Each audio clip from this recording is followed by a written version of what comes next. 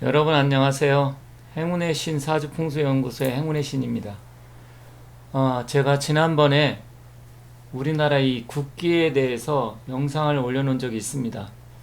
제가 이 태극기를 보면서 항상 느꼈던 또 나름대로 연구를 해서 실제로 태극기가 어떻게 제작이 되어 있고 현실적으로 태극기의 그 문양이 우리나라 현재 처한 상황과 얼마나 지금 유사하게 담고 있는지 그런 부분에 대해서 제가 올려놓은 영상이 있는데요.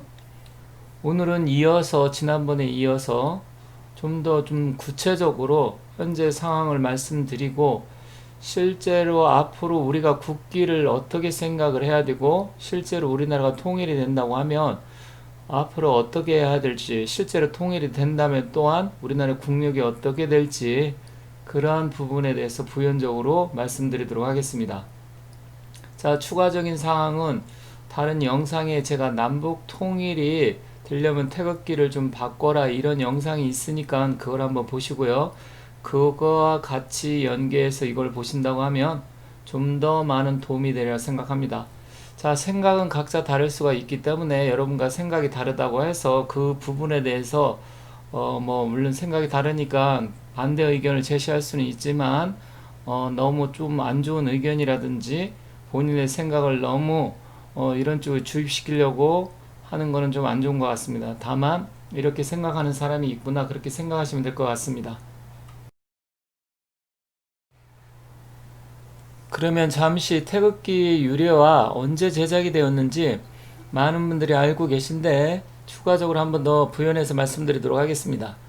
태극기는 1882년 이모년 박영효가 고종황제의 명을 받아 특명 정권 대신으로 수신인사 겸 특명 정권 대신으로 일본으로 가던 중 선상에서 그 태국 문양과 그 둘레 주역의 8개 중에 건공감리 4개를 그려 넣어서 도안을 해서 태극기를 만들었습니다. 그해 10월 3일 본국에 이 사실을 보고하고 고종 임금께서 다음엔 1883년에 왕명으로 태극기로 국기를 최종 공표하였는데요. 그러나 그때 당시만 해도 국기를 정식으로 공포할 당시의 제작 방법이라든지 구체적으로 어떻게 해야 된다고 명시하지 않아서 그 후에 3.1운동, 독립운동 할 때라든지 여러 가지 태극기 문양이 나오게 됩니다. 하지만 오늘날의 형태를 갖게 된 것은 1949년 10월 이후고요. 그리고 그 태극기가 완성된 그 이듬해 1950년 경인년에 6.25 전쟁, 한국 전쟁이 발발하게 됩니다. 자, 여기 태극기를 보시면 그 6.25 전쟁 이후에 우리나라가 지금까지 70년이 넘도록 지금 분단된 상황으로 되어 있는데요. 태극기를 보면 위쪽은 빨간색이고 남쪽은 청색으로 되어 있습니다. 그러다 보니까 우리가 일반적으로 북한을 빨갱이라고 표현을 하는데, 그러한 부분에 대해서 너무나도 좀 공교롭게도 그런 의미가 좀 다가오는데요. 일단 태극기의 태극 문양만 되면 우리나라가 남북으로 분단된 상황을 현실적으로 잘 나타내주고 있다고 생각을 합니다. 자, 이 그림을 보면 좀 더 구체적으로 여러분들이 마음속에 확 와닿을 수 있는데요. 자, 한반도 지도를 태극기의 가운데 문양에다 딱 갖다 올려놓으니까 처음에는 38도 선을 중심으로 해서 38선이 그어졌다가 6.25 전쟁 끝나면서 휴전협정에 의해서 지금의 형태를 갖춘 휴전선으로 바뀌게 되었죠. 이건 뭐 누구나 다 아는 사실이지만 어찌 됐건 이 태극기의 문양대로 현재는 남과 북이 갈라져 있고요. 한반도가 두 동강이 난 상태로 되어 있어서 정말 좀 아쉬운 생각이 듭니다. 이번에는 지도를 좀 확장시켜서 태극기 문양을 보도록 하겠습니다. 자, 여러분 이 왼쪽에 있는 그림을 보면 무슨 생각이 나십니까? 우리나라 태극기의 배치와 현재 주변 사강의 국기를 제가 그려 넣었는데요. 너무나도 놀랍도록 일치한다고 생각이 들지 않으시는지요? 자, 우리가 태극기에 보면 4개, 주역이 8개 중에 4개 건곤감리를 갖다 놓고 있는데요. 그 건곤감리 형태하고 가운데 태극 문양하고 해서 실제로 우리 남북 간의 주변 형세를 너무나도 놀랍도록 똑같이 지금 태극기가 나타내주고 있다고 생각을 합니다.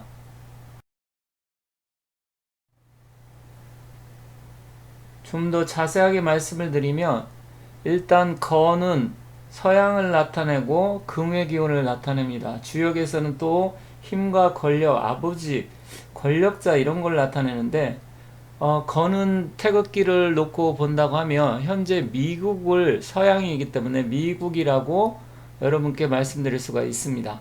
그 미국과 대척점이 되는 곤은 지금 중국이죠. 곤이라는 것은 땅곤자로서 흑의 기운을 나타내는데 중국이 자기들이 세계의 중심이고 또 흑의 기운이 굉장히 강하기 때문에 주역에서는 중국을 토의 기운으로 봅니다. 그리고 건곤 감리에서 감은 둘째 아들을 나타내는데요. 즉 수의 기운 북방을 나타내기 때문에 러시아를 나타낸다고 볼 수 있습니다.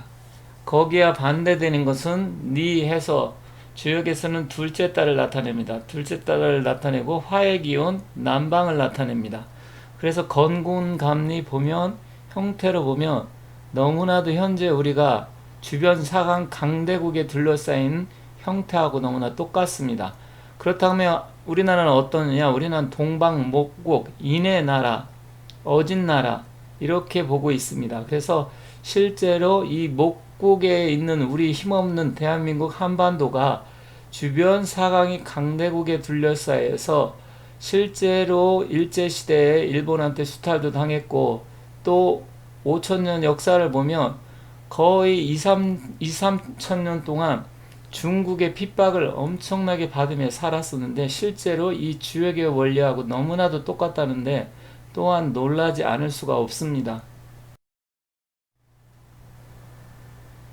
지금 이 그림을 보면 건곤 감리가 서로 대척점에 있어서 미국과 중국이 대척점에 있고요. 그리고 일본과 러시아가 대척점에 있습니다.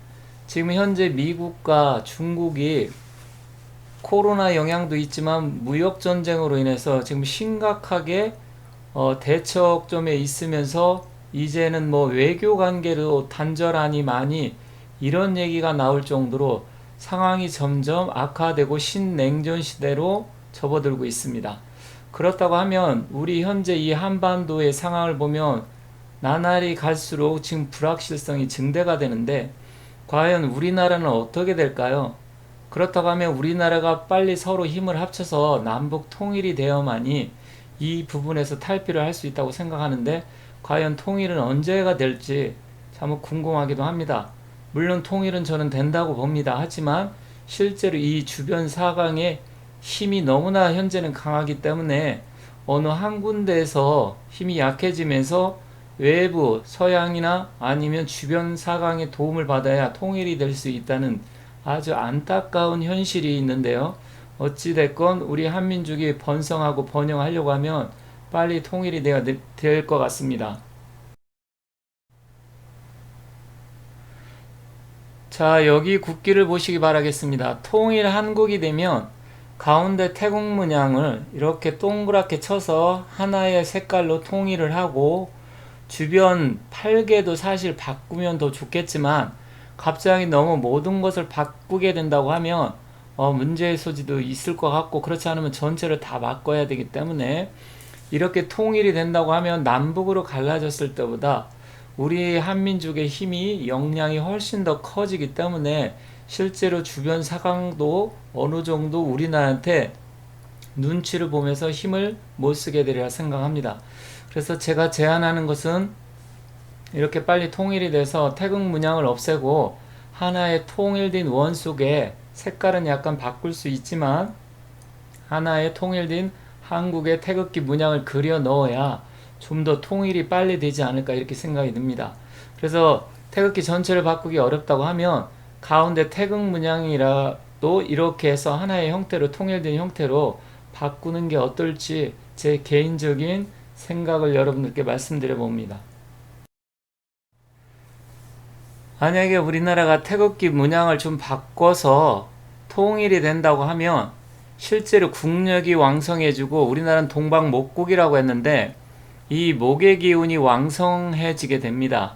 그렇다고 하면 목의 기운이 왕성했을 때는 사주명리나 주역에서는 그 강한 도끼도 나무를 계속 자르다 보면 문드러진다 그랬습니다. 실제로 그 말을 목다 금결이라고 하는데 그렇게 된다고 하면 대한민국의 기둥을 치다가 미국도 역시 도끼가 문드러지게 될 것이고요. 만약에 화의 기운이 왕성한 일본도 목의 기운이 왕성하면 목다 화식이라고 했습니다. 그래서 나무를 다 태우지 못하고 오히려 불이 꺼지게 됩니다. 또한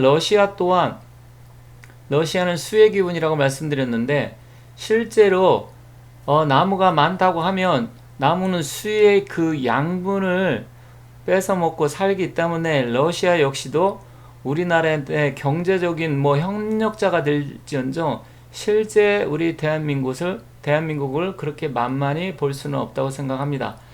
그리고 마지막으로 중국 또한 목의 기운인 대한민국이 통일해서 국력이 커진다고 하면 음양 오행에서 우리가 목은 토를 극하기 때문에 목의 기운이 강해진다고 하면 중국 역시도 우리나라를 감히 어쩌지 못하고 실제로 우리나라는 전 세계의 최고의 중심 국가가 돼서 대한민국의 이 왕성한 기운을 전 세계에 뻗치게 되면서 강대국이 될 거라고 저는 생각을 합니다. 그렇기 때문에 실제로 태극기의 문양을 좀 바꿔서 빨리 통일되는 쪽으로 가야만이 우리나라 국군이 왕성해진다고 믿기 때문에 여러분들하고 저하고 생각이 좀 다를 수는 있지만 이러한 부분만 조금 갖춰진다고 하면 우리나라가 전 세계에서 가장 중심이 되고 강대국으로 우뚝 설 수 있다고 보기 때문에 여러분들도 그러한 부분을 잘 생각하셔서 가급적이면 태극기가 가운데만이라도 통일된 하나의 원으로 된다고 하면 더욱 좋겠지만 그게 안 된다고 하더라도 그러한 노력을 계속해서 해야 되지 않겠나 생각을 합니다. 자, 이렇게 해서 제가 지난번에 올려놓은 태극기에 대해서 통일이 되려면 어떻게 돼야 하는지 그거 올려놨었는데 오늘은 2탄으로 추가적으로 부연 설명을 해드렸는데요. 전편권 못 보신 분은 그것도 함께 봐주시기 바라겠습니다. 자, 제 바람을 이렇게 말씀을 드렸는데 여러분들도 다 똑같은 생각이라고 생각합니다. 아무튼 우리나라가 잘 돼서 하루빨리 우리 민족이 통일이 돼서 전 세계 최고로 강대한 국가로 우뚝 서는 날이 하루빨리 오길 바라면서 이상으로 마치도록 하겠습니다. 지금까지 시청해 주셔서 대단히 감사합니다.